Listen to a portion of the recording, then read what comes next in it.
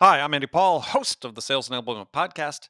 Now joining us are four of the biggest name in sales: Jeb Blount, Keenan, Mike Weinberg, and Paul Smith.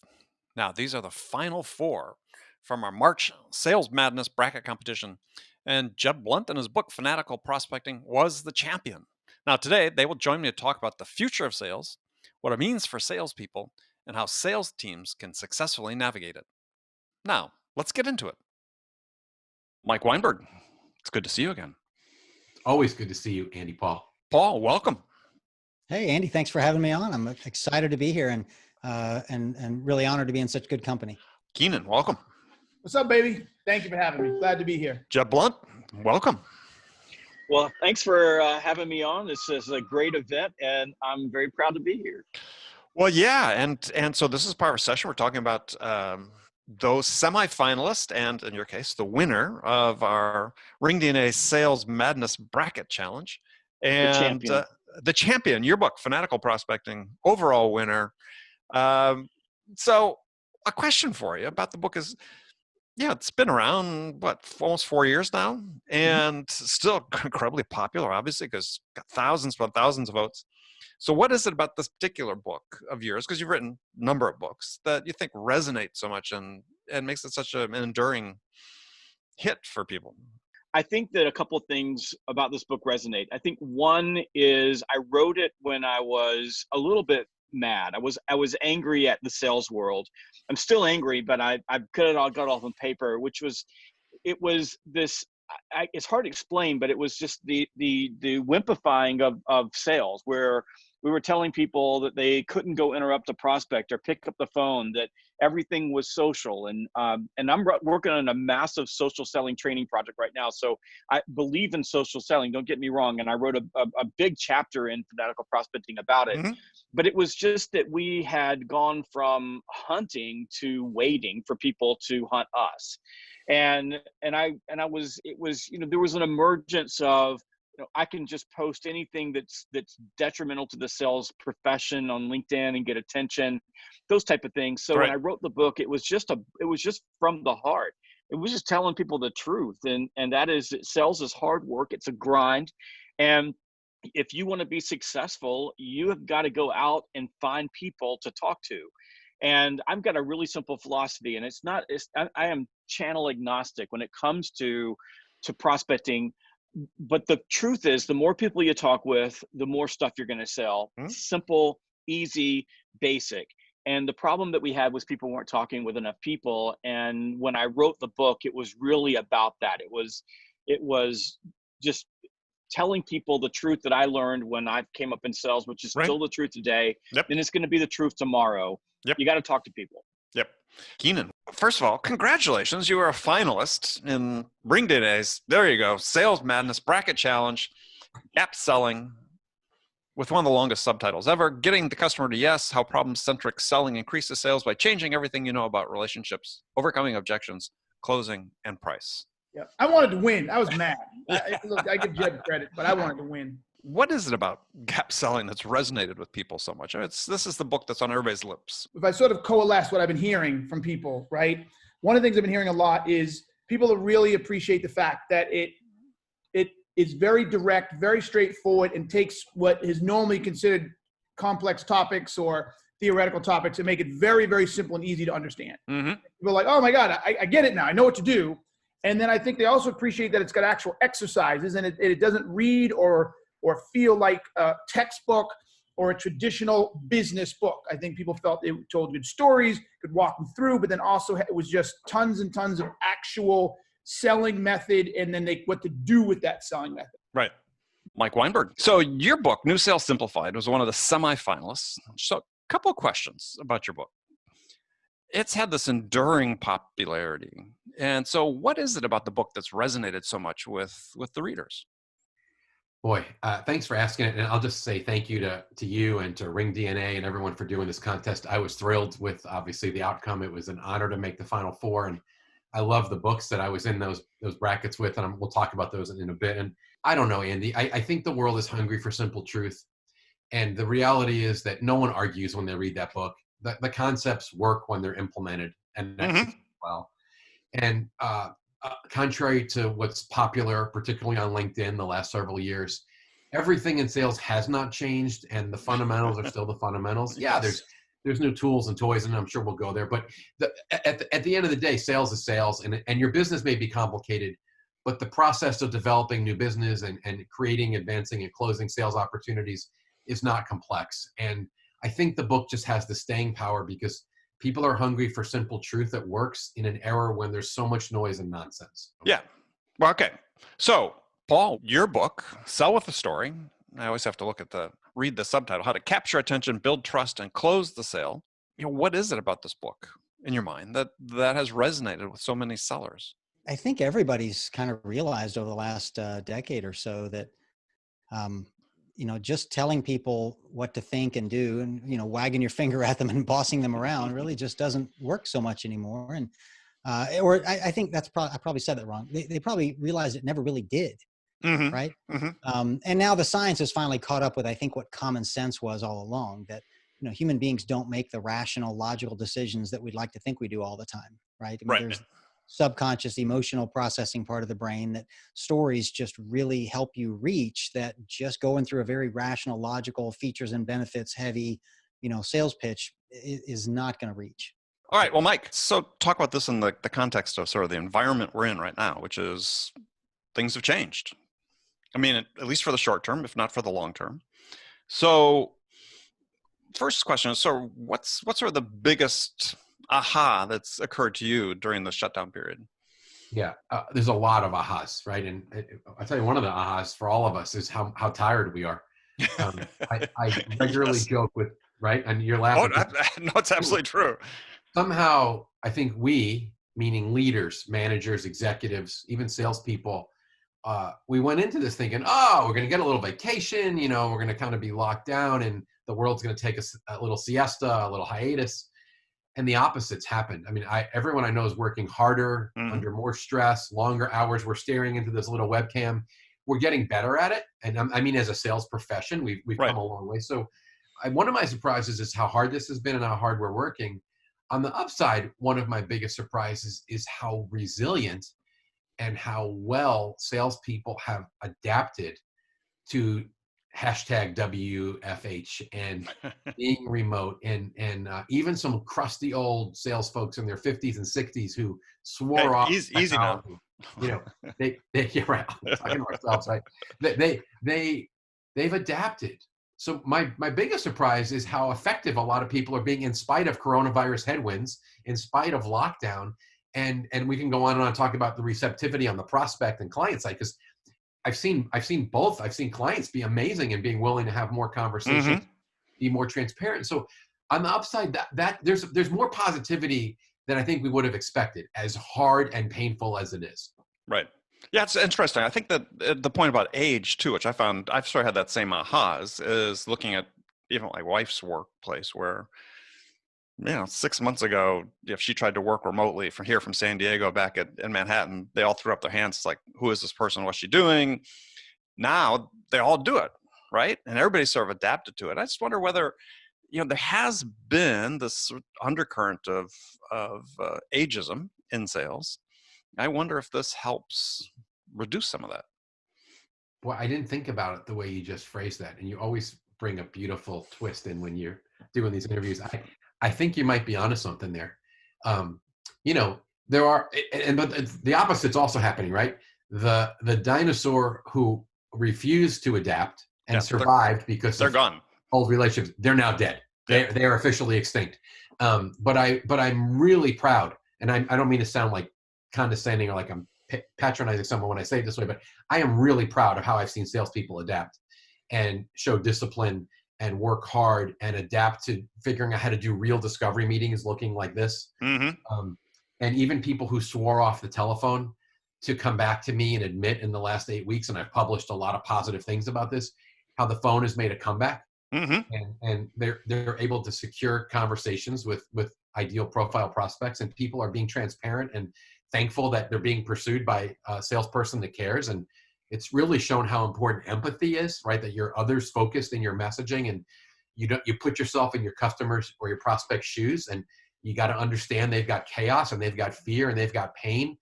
and your approach and your messaging better be about what matters to them, not about yourself, your company, your offerings, how wonderful your solutions are, because that always falls on deaf ears, but especially in a panic like situation we're in right now. So yeah, I mean, I'm encouraged in an interesting way. Yeah, and if you look at it, if you're a salesperson and you can't find common ground with the human you're talking to on the phone during this time, right? Because we're all going through the same experience, then that's problematic. Then, yeah, perhaps this is not the profession for you, because never, ever in the history of sales, modern sales, has there been an opportunity or an occasion where it's like, I understand what you're going through. And if you can't do that right now, you are screwed. Because if you come across as self-serving or tone deaf, there's no way you're going to get traction right now. Everyone is very sensitive to, are you here to help me? Mm-hmm. If you're not, then you absolutely need to go away, right? Like there's no way you can come at me telling me how great you are. I need to know that you care about me right now. Well, Jeb, how is sales management going to change as a result of this? I mean, we're seeing, I think in some cases, increased emphasis on coaching. We just had a podcast episode last week where a guest talked about their research project they'd done on coaching, and that sort of as you expect, huge dichotomy. 85% of sales managers say, we need to coach more. 28% of reps said, yeah, we get coaching. It's like, it seems like you have more time to coach now, but is this something and I see a trend in more people talking, and I think the tools exist to become more proficient at it. Obviously ringDNA's tools help with that. But do you see this as something that managers are going to embrace now? I think that with reps being remote, it certainly puts an onus on leaders to have more conversations with their reps and ask more questions. Because all coaching is a language of questions.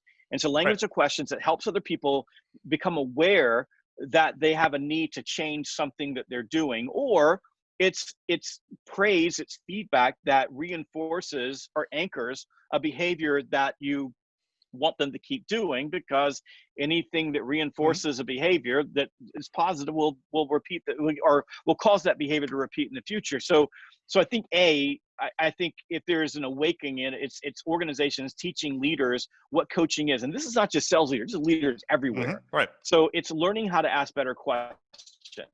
Right. I think also when you're remote, and I found this for me personally as a leader, and part of it's just slowing things down, is that when my people are remote and I can't get my hands on them, and I need them to perform in a really difficult time period, that it's forced me to slow down and get back to my roots as a coach. So I know how to coach. I was trained how to coach. I'm good at coaching when I choose to do it.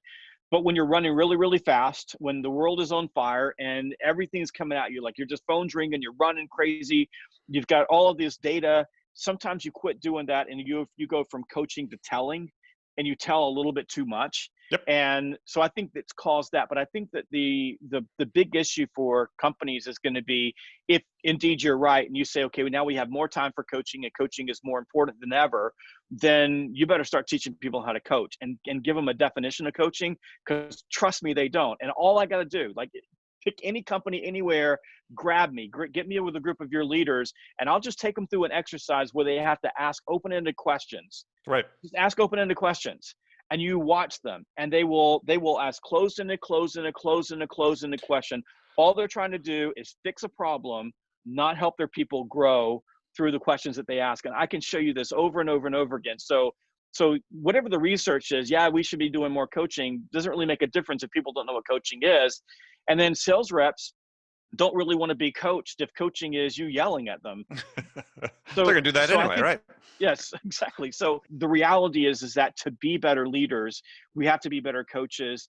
And I think that if there was a wake-up call for sales leaders, it would be this, that you have a great deal of power over whether your salespeople are successful or not, and whether they make money or not, or whether they get advanced or not. And you need to use that power the right way to help them grow. The greatest thing about being a sales leader, the thing I loved most about being a sales leader, is I was able to build my own tribe around me, and I was able to watch people succeed and grow their careers, and do things in their life that they could have never done if I hadn't been there to help them grow. And I didn't have to take any credit for it whatsoever. All I had to do was sit back and watch them succeed.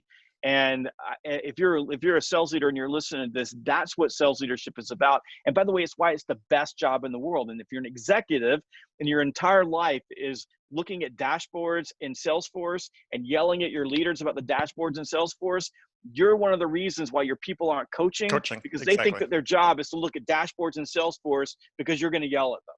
Right. All right. Well, Paul, how do you think coaching has changed or will continue to change?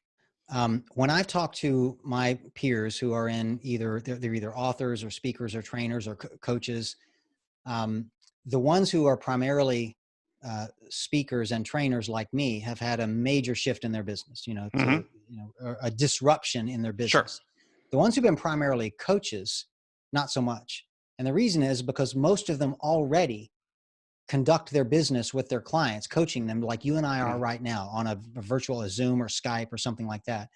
And I imagine that, many leaders at work, when they're providing coaching to their people, they used to do it in person, then they, but they very easily, well, God, let's just get on Zoom or Skype or something and I can do my coaching. So I see much less disruption in terms of professional coaches and coaches who coach other people for a living and leaders who simply coach their direct reports. I see less disruption and change in that. They're probably very easy to just jump on a call like this.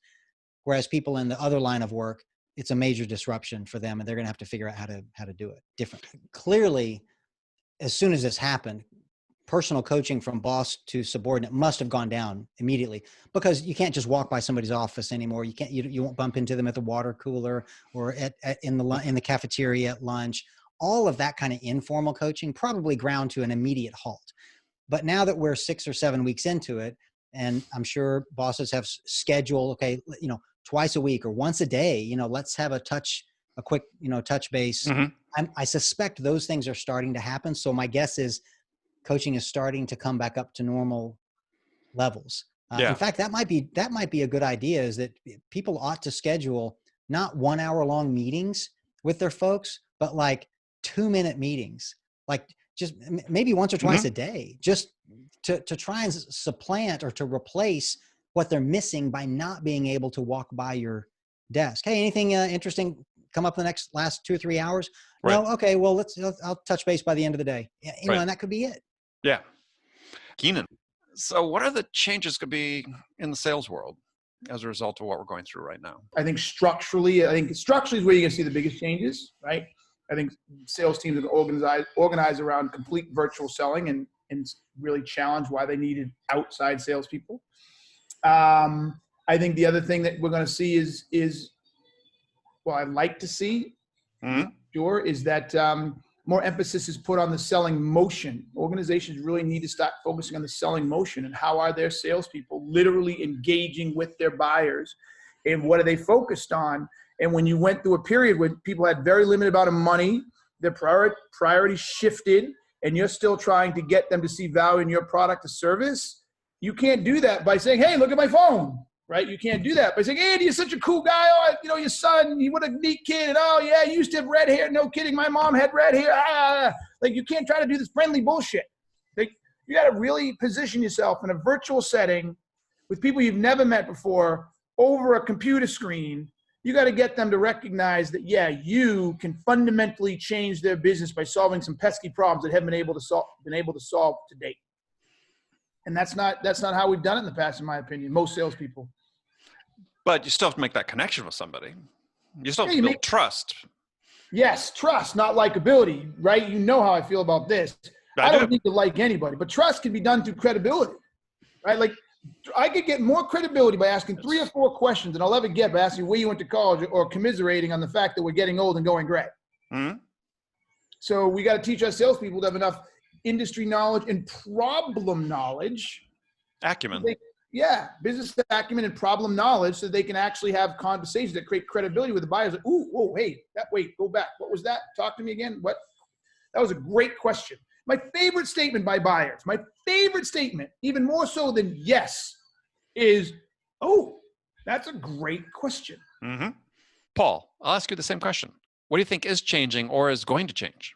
I think, well, all of us are going to have become much more comfortable and well-versed in communicating the way you and I are right now, Mm-hmm. completely virtually. Um, you know, I kind of suspect, I don't know what's going to happen to the phone, to phone calls, Sure. but I think people are going to get much more comfortable transacting business virtually. Mm-hmm. And so those sales calls that maybe were going to happen in the buyer's office that are not now, that are happening like this, even though you might just be across town, but now we have to do it this way, you know, in the future. I think some of that, of course, will come back. People are going to want to have, you know, human interaction, but I think there's some percentage of it that will never return. Right. So if we were at this point on the pendulum, and because of all of this, we've swung over to, you know, 100% virtual communication, you know, I think we're going to swing back 70% of the way, but I don't think we'll ever get back there. And I'd like to think that that's going to be good for everybody, because I think it's going to make us more in touch, and willing to just, you know, fire up the Zoom or the whatever we're doing to have a conversation instead of fire off an email or a text message. Because at least this way you've got verbal and visual interaction, and you can see my, you know, you can hear the tone of my voice, and you can see the expression of my face and my body language. And it's a richer communication vehicle than texting or email or writing letters or something. And so I think that makes us more in touch. Now, being in touch in person is obviously better, but I think this is going to curtail our use of phones and text messages. I think because we're more comfortable just, well, let's just turn on Zoom and I'll see you in 30 seconds. And I think that's going to be good for people. I'm sure people have measured this, but I think it's something like, you know, 60 or 70% of communication is nonverbal. And you don't get that when you're on the phone or in an email. Right. All right. Well, Mike, next question. So every period of transition brings about changes, right? Yeah, we saw this after 9/11, which, you know, people thought the world was coming to an end at that point, and we've adapted to changes like travel security and things that we would never have imagined that we would have put up with beforehand. So what's the equivalent here for us with, you know, post-shutdown world? I think one of the things we're going to have to learn to adapt to is, for a while, and potentially a long while, there are going to be customers that are hesitant to have visitors. And you know, there's going to be this season pre-vaccine, and we don't know how long that lasts. It could be a lot longer than some of the pipe dreams we're hearing about come out of, you know, political circles, because we don't know. Right. But even post-vaccine, I think there is going to be this move towards efficiency. And while I absolutely believe face-to-face meetings are not going to die, and we're going to go back and we're going to hug each other again, and we will enjoy the camaraderie and the fellowship and the presence of other humans in the same room, some percent of that's not coming back.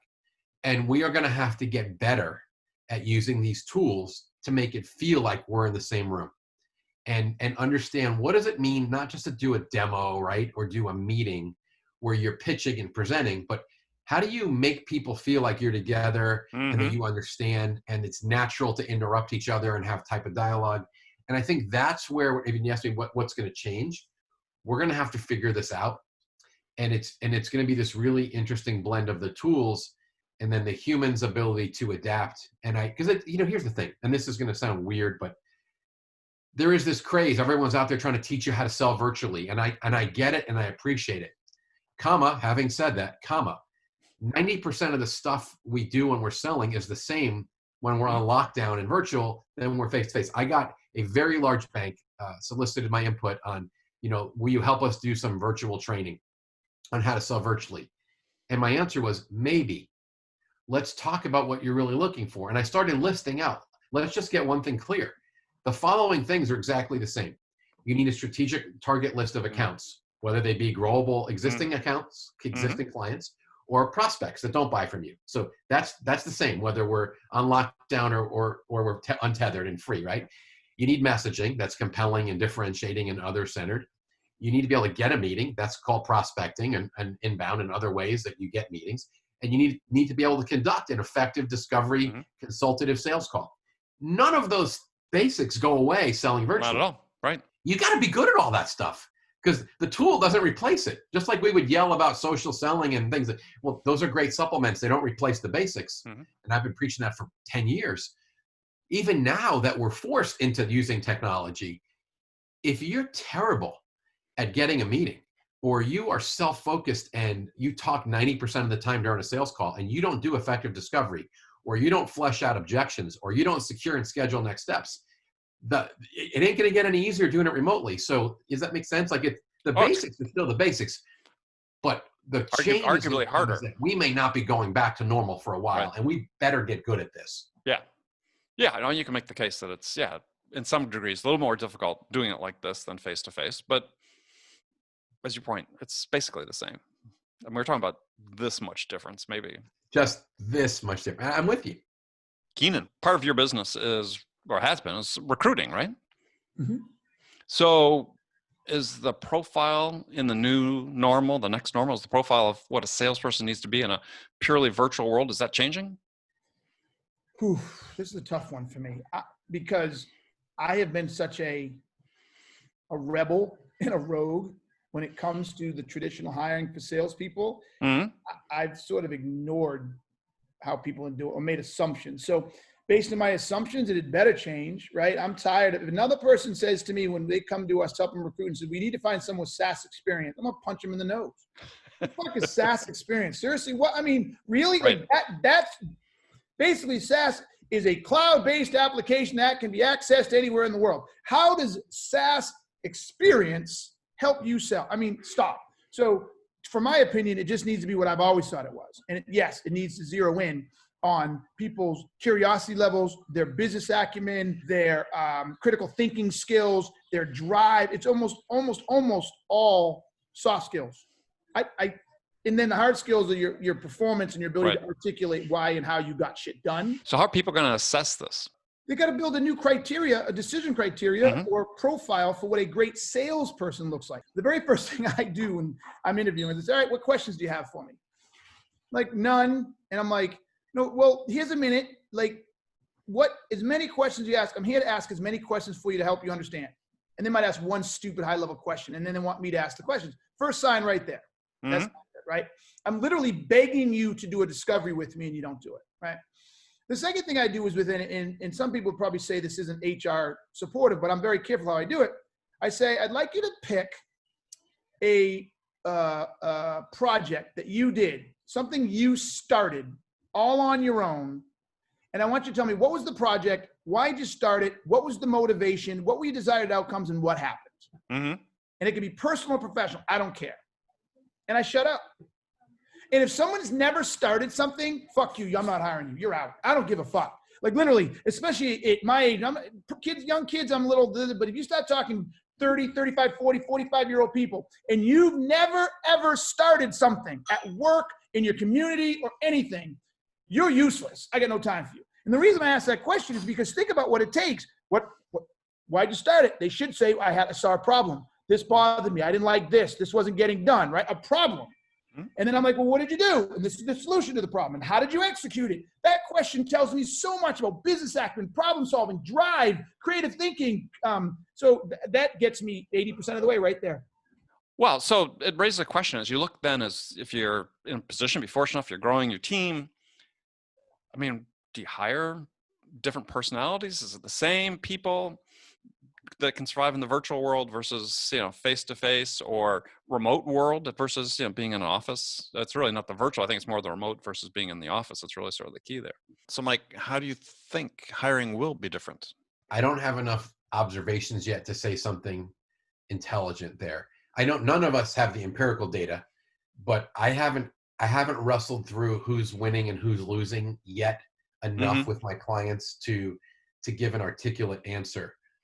What I can tell you, my early returns, or what I've seen, is a great divergence in sales performance. The only thing I can say with some clarity to the audience is I've seen top people remain top people and distance themselves because they have the drive and the heart and the skills and they're hungry and they adapted well.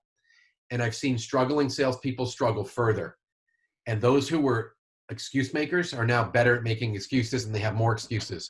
But I think that there's definitely a gap here. And I'm concerned. It's gonna take more coaching, and sales managers still need to do accountability. And that's a conversation I'm having when I lead lots of webinars and online meetings with sales leaders about You can be empathetic and you can care for your people. And we are selling into headwinds, but you still have to hold people accountable. Mm-hmm. And complacency and underperformance cannot go unaddressed. So I'm not sure I totally answered your question, but I don't want to predict something that I'm not comfortable, you know? Right. But I think you did answer part of it, which is, I think one of the key attributes, and you talked about this with the top performers, is they adapted well. And, this has been something I've preached about for decades, which is, if you're not flexible, intellectually flexible, if you don't have that ability to adapt to change, if you're not comfortable with ambiguity, that's a problem as a seller. Because I look at my career and, geez, we've had events like this 5 or 6 times in my career. I've lived through this whole technological revolution. I started selling, I was selling internationally, traveling the world before email existed, right? I mean, it's like, so you adapt to it and you add it, and it makes you more efficient and effective in some ways, but you have to be adaptable. I think this is the key trait that we don't screen for enough. Well, I can't argue with you. Okay, switching gears. Well, Jeb, tell us about maybe the biggest lesson you've learned about yourself during this shutdown. When this thing happened, as weird as it sounds, but the first emotion that I had, if I really get below the surface, was relief, because I could stop for a minute and I wasn't bopping to another plane, going to another country, giving another speech. There was just this moment of, wow, I can stop and sort of organize myself and get back to the fundamentals. Yeah, and just so people have context about your life, as you said, close to 300 days a year on the road? Yes, on 2019, 311 nights I was on the road. Yeah, you got to be tired, right? You have to be tired. Look, it's business. When Sure. the sun is shining, you make hay, right? And well, it turns out that when it's raining, you need to figure out how to make hay. You just do it a different way. Yeah. I was thinking, okay, what if you had a choice between, it's an important meeting, you want to be in front of the customer, but you got to do it wearing a mask, as opposed to doing virtual where you don't have to wear a mask? That is a great question. Holy moly. I thought I'd thought of everything. I had not thought about that. I think I would pick the virtual over face-to-face with a mask. And I think for a couple of reasons. I think that if I was with someone wearing a mask, there's the subconscious, I'm uncomfortable with being in a situation where we're wearing masks because something must be wrong in the environment. Right. And this is perfectly safe. Yeah. And even though virtual is not perfect, so for example, right now I'm dealing with something called the eye contact paradox. And Yes. that is that I'm looking directly at the camera, which means I'm making eye contact with you in the audience. However, I don't feel good because I can't really see you. Now, I've trained myself on video calls to see you in my periphery, Mm-hmm. but if I look down at the screen, suddenly I'm no longer making eye contact with you in Right. the audience. And when I stop doing that, your subconscious doesn't feel like I'm making eye contact with you. So I've learned just to look at the camera. Right. And I just pay attention to the little signs. And science tells us that we can teach our peripheral to pick up those clues. So, but if you had a mask on, I really can't see any of that. The only thing I can see is the micro expressions around your eyes. Yeah, And that's not nearly, that's a very hard thing to see on a, Mm-hmm. on a video call like this. So I think I would pick the video call, going someplace and putting a mask on and having to try to have a conversation that way, with the exception of if I sold into the medical community, or if I sold into clean rooms, Mm-hmm. or if I sold into nursing homes, or any type of a business like that or organization like that, then the mask would actually give me more credibility in those particular situations, and I would want to go in person. Great answer. I like. It just popped in my head while we were talking. That's killer. All right. So Mike, how are you feeling mentally? I mean, are you doing anything different to take care of yourself physically or mentally during this time? You got to guard your mind and your heart and your body right now. The stress we're under, all the negative news, it's really a time where your mind can spiral. And the pressure we feel to produce numbers in spite of the challenges around us and the pressure our companies are under, we got to take care of ourselves. So we got to be really careful about filtering our inputs and not watching a lot of negative news, especially during the day, because I don't know how long we're going to be in this situation. And I think we've done a nice job adapting to being locked down. Mm-hmm. And I predicted this a few months ago when the lockdown started. I told clients, I said, it's going to be crazy for a couple of weeks while the dust settles and we figure out what this new normal and hopefully this temporary short new normal looks like. And we've gone through almost 3 months of this lockdown now, and people have adapted. It's not easy, but they've adapted. You use the word. I have some fear right now coming out of this lockdown in various stages at different speeds, depending on geographically where you live or what industry you're in. We're going to be back in chaos again, trying to figure out, well, what's remote, what's face-to-face. And this is going to go on for a long period of time. Just like my kids heading back to university in the fall. Looks like both my kids are going to be at the school, but it's going to look different. There'll be some online classes. There'll be some in-person classes. I know where you live, at least in California, that there's not going to be a fall on campus semester.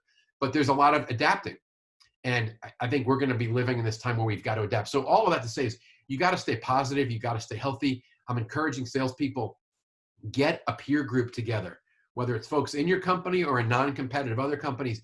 Get online once a week, challenge each other, encourage each other, steal ideas. Don't let your friends throw pity parties because we got a long road ahead of us here. And this much I know, if you let your heart die, your sales are going to die. You with me? Like you can be miserable and be a great accountant. You can't be miserable and depressed and be a great salesperson. You got to have people feeding you and telling you the truth and, calling you out on your excuses. So please connect with other people and keep your energy up because the world and the economy needs you, salespeople. You're on the front lines and you may not be in the healthcare battle, battling for PPE and saving people's lives, but you are in a battle for livelihood and you're on the front lines driving the economy, bringing value to clients, making sure everyone in your family is fed, and including your company, right? Like you're the people that drive revenue. So what you do is critical, absolutely critical. Yeah, no, I couldn't agree more. I think it's easy to get distracted by everything that's going on, and there's very important things going on, not just COVID. People aren't being as deliberate about deciding what it is that's most important for them to do. So I think this is really a time for strict prioritization because it's easy to feel, I think, especially when you're remote, that maybe I need to fill the hours somehow. And you start doing things that aren't on point. Andy, that's so strong. I just had this conversation with a sales team last week. I mean, and you just said it. Discipline. No one likes the word discipline. Like we like the word productivity. We like the word results, but you know how you become productive and you get results? You have more discipline and you go in your calendar, and we've been teaching this forever, right? You block time and you make appointments with yourself. You go in your calendar and you make an appointment. I am going to prospect. I'm going to research. I'm going to work on this. And you actually keep that appointment. And I think now more than ever, especially if you're remote and you're not surrounded by other people, you've got to do the time blocking. So you check off the highest value activities. And then I'm totally with you. Do not fill the rest of the day with a bunch of nonsense that's draining your energy or just pacifying your mind. Like you might be better off going for an hour walk or doing something different. That because you need to be sharp when you're in those high value activities, which are prospecting, discovery meetings, working on proposals, trying to close business, right? And I'll just say this again, if anyone who follows me, I've been preaching these 3 verbs for the last couple of years. There's only really 3 verbs that matter in sales: create, advance, and close.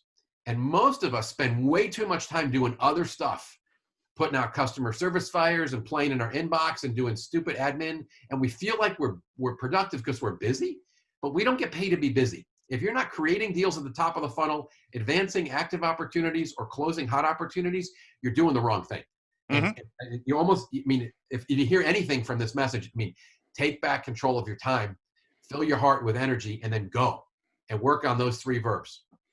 I agree 100%. All right. Well, Paul, I'll ask you the same question I asked Jeb. What's the big lesson you learned about yourself during this period? That I can be nimble, I guess, is the good way to look at it, the positive spin on it. Like a lot of people in my industry, if you make most of your living from being the keynote speaker or trainer at a big corporate event down in, Daytona Beach. Right. Well, for the last 2 months, there's been no conferences in Daytona Beach or anywhere else in the world, right? Every single one of my speaking engagements got canceled. So I had to pivot, quite significantly. So now I've invested a lot of time and effort into learning how to deliver virtually and create virtual training events and deliver keynotes virtually and, sell online training. And so my entire business took a sea change in a different direction. And that's never easy, but if you recognize it needs to be done, you're willing to do it. That's usually a good step. So how'd you demonstrate the agility and the nimbleness? Well, so first of all, I went out and created a bunch of online training courses, Mm. right? And I'm in the process of putting them, up on the website and available for sale type thing. I even did some, maybe silly things, like I got certified as a virtual presenter. I have no idea who cares about certifications like that, but I don't know. So, I'm trying a few different things. Sure. I bought a bunch of different equipment, this, black screen you see behind me right here. That's it's not a green screen. It's a black screen. I got a little light there. And, I bought a couple of new cameras, and I bought some other equipment just to be able to deliver what I do in a more professional manner than I used to. Right. Perfect. All right. Well, Paul, thanks a lot. It's been great. Congratulations again on the great run to the semifinals with Selling with a Story. I'm glad to hear that. It wasn't quite as exciting as March Madness, in basketball, but we didn't have a March Madness, so this was it for me. So this was it. Yeah, it was awesome. Thank you, Andy. Thank you, ringDNA. I wish everyone great selling and tons of new sales. Thanks for your time. Yes. Thank you. Well, Jeb, congratulations on winning the Sales Madness Bracket Challenge. I'm telling you what, that was a pretty cool thing. So thank you for ringDNA for putting that on. It was a really fun contest, and congratulations to Paul Smith and Mike Weinberg and the runner-up, Gap Selling by Keenan. All fantastic books. You read those books plus Fanatical Prospecting, and Andy, I believe you have a couple of books as well, and you'll get an MBA in selling. All right, Jeb, thanks.